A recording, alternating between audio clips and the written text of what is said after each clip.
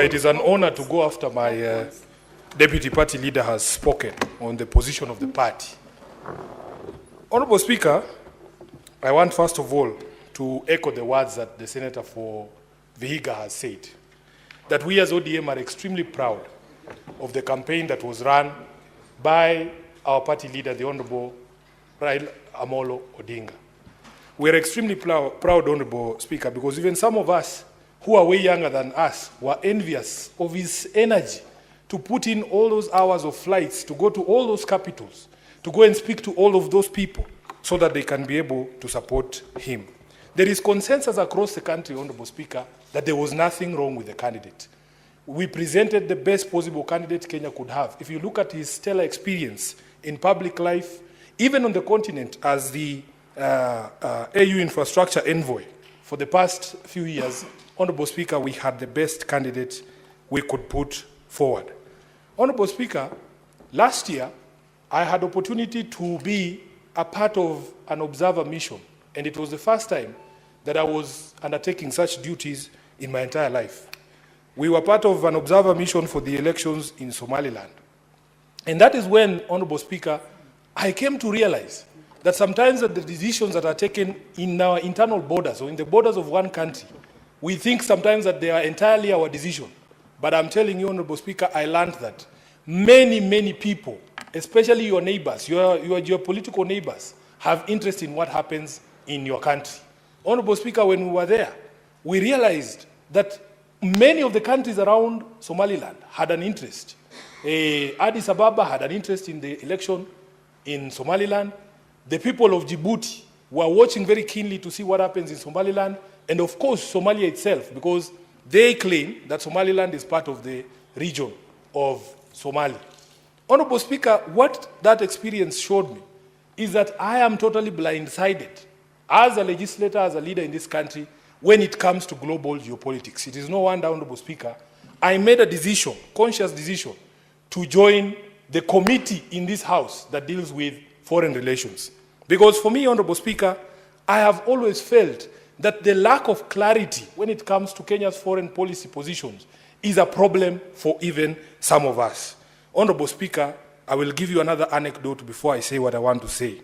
When I began my journey in politics, I tried my hand in a rural constituency called Kandui. And I remember, Honorable Speaker, we used to send representatives to funerals. For instance, because I used to operate out of Nairobi, I couldn't attend all functions. And I remember the advice of one old man, that the people you send who speak in your name, Madam Speaker, they are as important as you. Sometimes even more important than you. Because that face that they see determines whether they elect you or they don't. Honorable Speaker, I was told, you must do family background checks. I can see Halwale looking at me. Honorable Speaker, if Halwale sends somebody to represent him at a function in Malinya, and that person has questionable character, like for instance, he's a night runner, or he's a murderer, or he has bad manners generally, then the reputation of that person rubs on you as a candidate. I want to say very clearly that there is consensus that there was nothing wrong with our candidate. The problem, as I see it and as I understand it, is the bad manners of the Republic that he was fronted by. And I want to go through those bad manners, Honorable Speaker, because it is something that is worrying to us. Honorable Speaker, people make decisions based on how they feel about you, your relationship with them. And I believe the election of the AU was no different. We were all very perturbed when a few months ago, some leaders of a rebel movement were granted opportunity to speak from our shows here. And Honorable Speaker, this I want to draw the distinctions between what Raila Odinga believes in, the things that I know he believes in, and the positions that have been taken by our country that are diametrically opposed to the things that he believes in.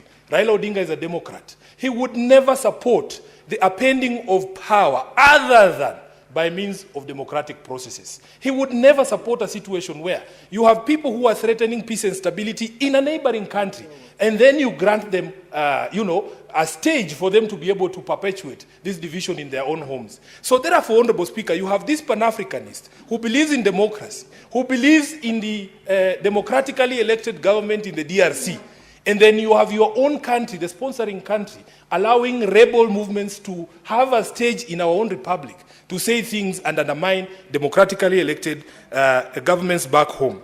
Secondly, Honorable Speaker, there are certain things that I actually believe, like global conflicts, that I admit that maybe I do not have the solution. But Honorable Speaker, when your country takes a position on that, you instantly make enemies and friends. And the clearest example to me is the conflict in the Middle East. This is one of the most complex global conflicts, Honorable Speaker. And many people have gotten to a place where we feel that even the proposed solutions that used to appear like they could work, as days go by and the events in the Middle East continue to unfold, we start to feel like maybe there is no solution to these problems. Honorable Raila Odinga is my party leader. I have had him publicly take a position to support the Palestinian people and say that they have a right to a home.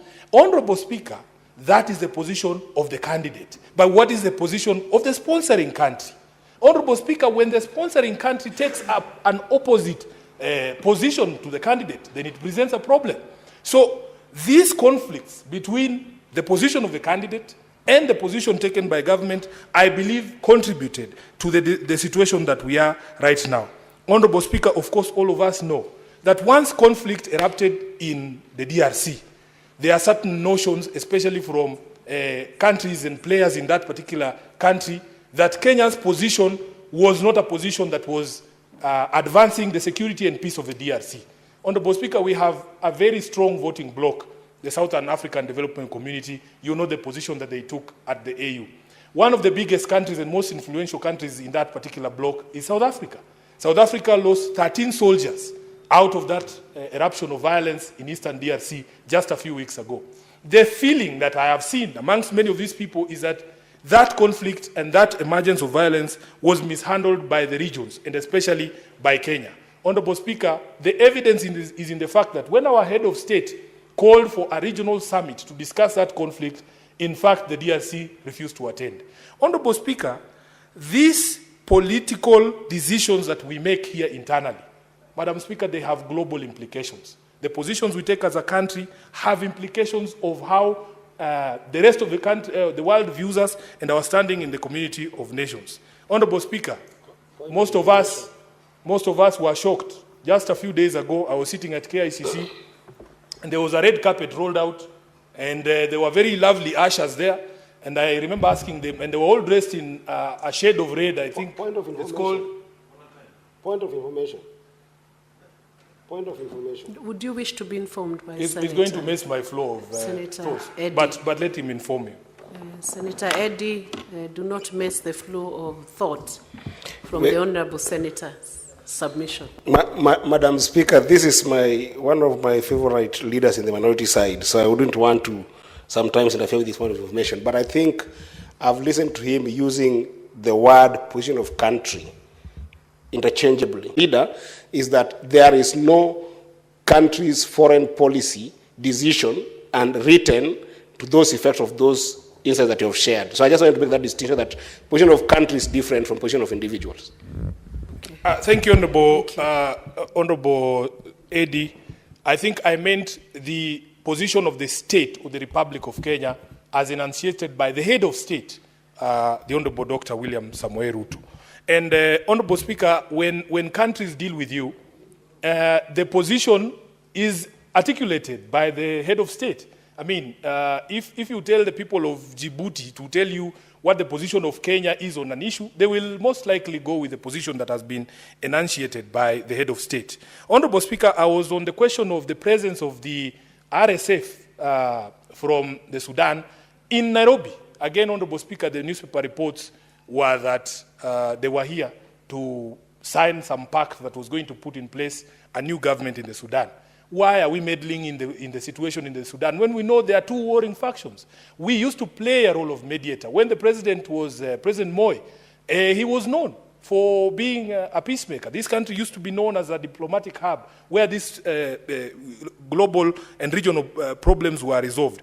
But it is no longer the case because we appear, at least the appearance of intermeddling with the internal affairs of our other countries and especially our neighbors is hurting our image. So, Honorable Speaker, after that vote was taken, I have seen a lot of submissions and people talking and saying, oh, there were Kenyans who are unpatriotic. But I want to remind Kenyans that we are a very divisive society. We have to come to accept, in fact, Honorable Speaker, as a political leader in this country, we have held the position that you must allow people to criticize you. You must allow people to insult you because, as you know, you are a lawyer like myself, Honorable Speaker, the High Court, our own High Court, has ruled that the freedom of expression extends to insults. That there is no requirement, and Senior Counsel is here, he can tell us, there is no constitutional imperative that when somebody speaks to you, they are nice to you. There is nothing like that. The protections or the limits to which the freedom of speech can reach are only the ones set out under the Constitution, and they don't extend to those things. So, Honorable Speaker, there is this debate about patriotism, and I've asked myself, what is this thing called patriotism? Honorable Speaker, we live in the city here, and in Nairobi we have one simple rule. If you love me, I will love you back. But if you do not show me love, there is no way you can expect commensurate affection from me. It is that simple. You love the people and the things that love you back. Honorable Speaker, when you speak to many of the young people, they feel that this country does not love them. From the day that you are born, Honorable Speaker, look at the situation in our maternities. Look at the situation in hospitals like Mama Lucy. The country, because of our failures to provide proper health care, is actively trying to kill you from the day that you are born. That is the situation we are born into. If you compare to other countries, Honorable Speaker, and we have traveled the country, the world, and we have seen, from the days that you are born, the way the country takes care of you, the sort of maternal health care that you are given, the sort of nutrition that you are given, you can see a country trying its best to make you survive, not a country actively coming after your life. Honorable Speaker, we go to places and we see education is free from primary school to the university. The country is actively trying to mold you into a proper citizen for the benefit of the country. It is very easy to love a country like that. But what is the situation in Nairobi? What is the situation in Kenya? Honorable Speaker, we have not done enough to make people feel like they belong to this country and that this country works for them. You cannot therefore fault people when they express anger against their own country. You cannot fault people. Patriotism, in fact, is defined not as loving your government, but loving your country. And when things are wrong, Honorable Speaker, we have a right to say that they are wrong. The politics of Kenya is very divisive. You know, people here pontificate as if the result had been different, Honorable Speaker. Can we honestly all guarantee that there would have been restraint on all of us, that we would not have over-celebrated to the annoyance of those who don't believe in our quest? Nobody can give you that guarantee. People are allowed to celebrate or to cry or to whatever, express themselves as much as they wanted. But I know Raila Odinga. Raila Odinga is the most insulted political leader in Kenya. Every single day you wake up, he's trending on Twitter, he's trending on Facebook, he's a headline in at least 3 newspapers per week. He doesn't appear to be faced by any of those things because he understands you have to have a thick skin as a political leader in this space. If you put yourself out in the public, you can expect people to be insulted. To insult you. Therefore, Honorable Speaker, there are people who want to use this so-called celebration in Nyeri. And when I watched that clip, Honorable Speaker, it was 2 Mama Mbogas at a market in Karatina. And when people speak about it, you can think the entire region of Mount Kenya. And in fact, the most annoying and saddest thing was attempts by leaders, some in very senior positions in parliament, trying to extrapolate and make it look like it is the people of a mountain celebrating Raila's loss. Honorable Speaker, these are the things that bring division in our country. As SG of ODM, I am aware that for the first time in the last election, Raila Odinga got over 1 million votes in the election. You cannot tell me that those million people who are in Mount Kenya can be dumped or lumped into those who do not support the politics of Raila Odinga. These are the things we must do. We must speak in a way that ensures we remain cohesive as a society and we don't marginalize anyone. Honorable Speaker, I want to conclude by speaking to the speculation. There's people who want to put words into Raila's mouth. Honorable Speaker, when Baba Raila Odinga wanted to run for the elections in 2022, he called a major rally, and I was present at that rally at Kasarani. He announced it himself that I would want to seek the presidency of the Republic of Kenya. When he wanted to run for this AUC position, Honorable Speaker, He himself called a press conference. I remember only seeing the former president of Nigeria, Olusegun Obasanjo, there at that press conference. He told us with his own mouth that this is what he wants to do. Honorable Speaker, therefore, when Baba wants something, he will tell us himself. These people who have abrogated themselves the role of speaking for Raila Odinga and telling him, oh, we will look for a space to accommodate you. Baba has many, many roles. He's a party leader of ODM. He's a leader of opposition. He's a father. He's a husband. He's a grandfather. He's not idle. Baba is not idle. He has things to do. So please, these people, I have seen even some colleagues from this Senate coming up and proposing ridiculous things like amending a constitution just to look for a position for Raila. What do you mean? In fact, as the father of this constitution, it insults Raila greatly if you can stand up and say you are going to amend a constitution just to look for a seat for him. That is not what he fought for. That is not why he fought for this constitution, Honorable Speaker. And the leader of the country today is the one during the campaigns who told us that for a change, we must stop looking for positions for leaders. Let us start with the Mamamboga. Let us start with the Boda person. Let us start with other people, because all this time we have been talking about leaders. I want to say without fear of contradiction that if Baba wants something, he will tell us himself. All these people running around and saying, oh, we will look for this, we will look for that. How do you know? He's not interested. Has he told you he's interested? And he has a mouth for himself. Do you know, Honorable Speaker, that despite me being the SG of ODM, I do not speak for Raila. He has his spokespersons. He has his spokesperson. I speak for organs of the party for which he is a member. But I cannot speak for Raila Odinga because he has his own mouth. He has his spokespersons. So please, we feel insulted as members of ODM when people run around looking for small seats here and saying, oh, we want to propose him for this, want to propose him for that. It is entirely disrespectful to Raila Odinga for you to run around claiming that you are looking for a position to accommodate him. He is not idle, as I say. Honorable Speaker, I want to conclude by saying we are extremely proud of Raila Amolo Odinga. Some of us chose not to be emotionally invested in this particular campaign because, Honorable Speaker, we have been through painful moments. Some of us, I had been elected for the first time in 2022 as Senator of Nairobi. I never got opportunity to celebrate that win because my party leader had lost the most important position that we were looking to get.